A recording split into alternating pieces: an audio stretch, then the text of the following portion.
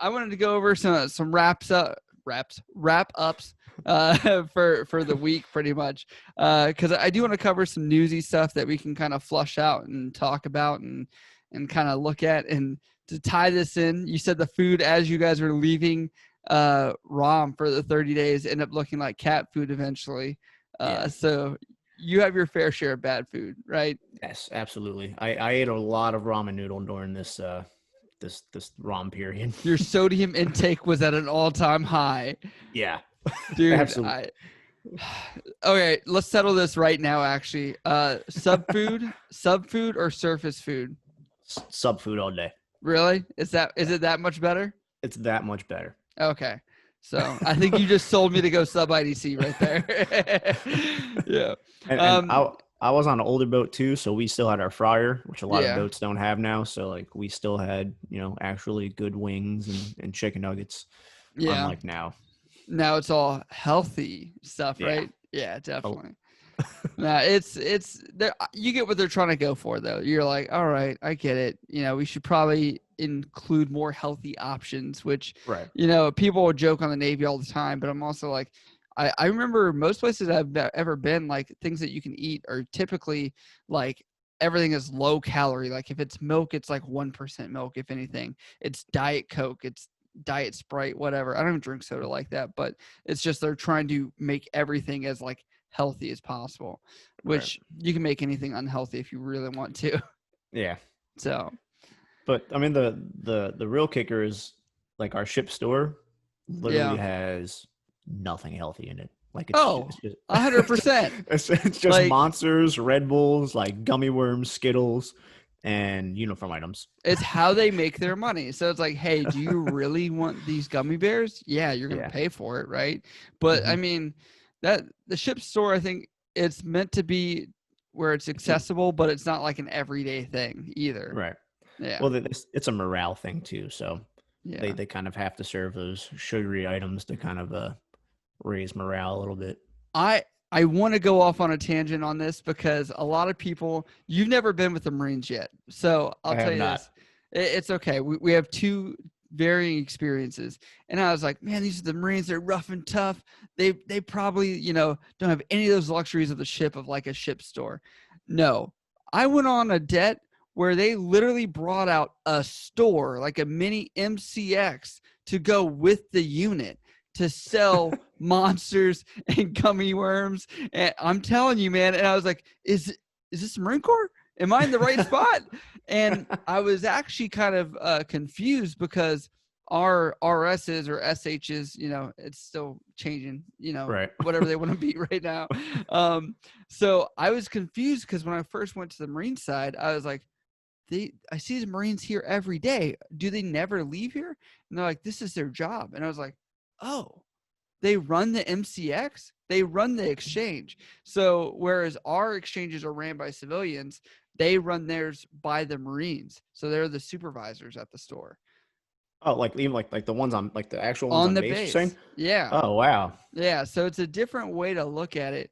And they don't actually, you don't get to do that job as you first come in, I believe. They have to actually cross into it. And it's actually a career enhancing job because they deploy so much, or they go around in those little mobile canteen type things and they end up selling gummy worms and monsters to Marines and dip wherever they're at.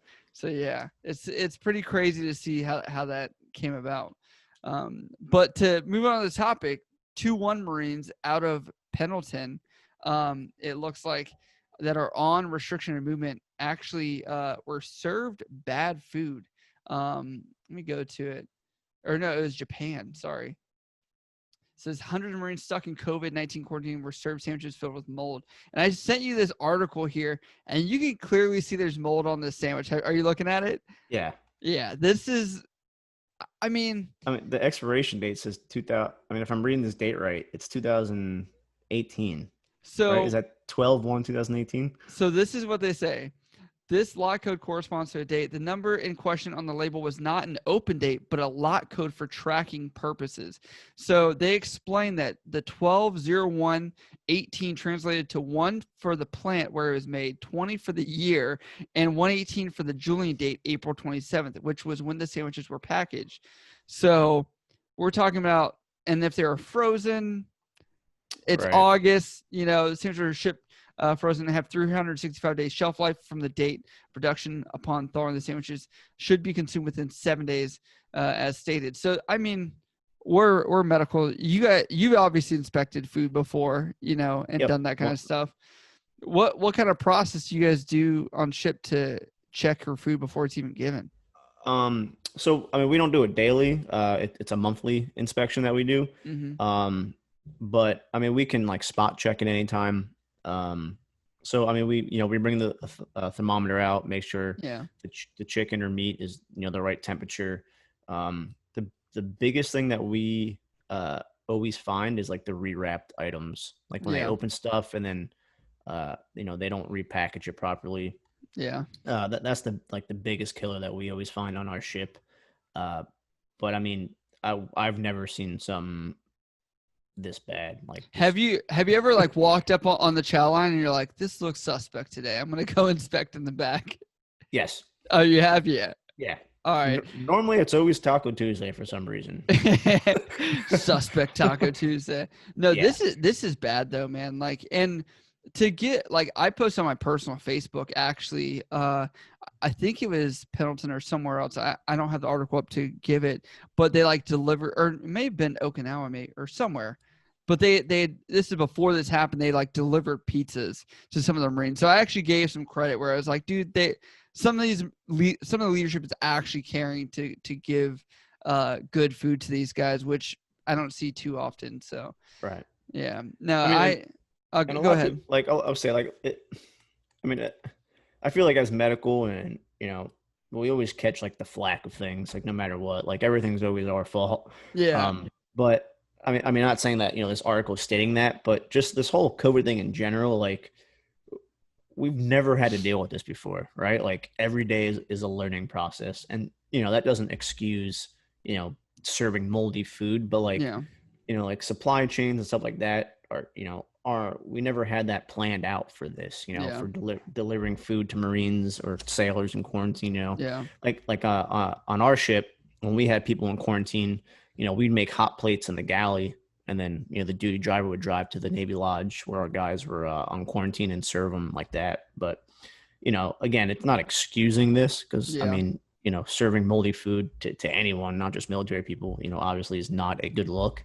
But it's just like this COVID stuff has just caused so much hassle for everything. It just adds so many more steps to it's everything. It's easy to point the blame somewhere is what it is for this. And I'm going to say that the people that did this, obviously I don't think meant to do it, right? Like they wouldn't be like, hey, I'm going to intentionally still give out moldy food to somebody. No, I don't think anybody, you have to be very cold-hearted to do that. And I'm going to say, even my base where we were at, or where we are at, the portion sizes was one of the main complaints. And people, so you've been stationed overseas ever? No, right? Nah. Yeah. Just deployed.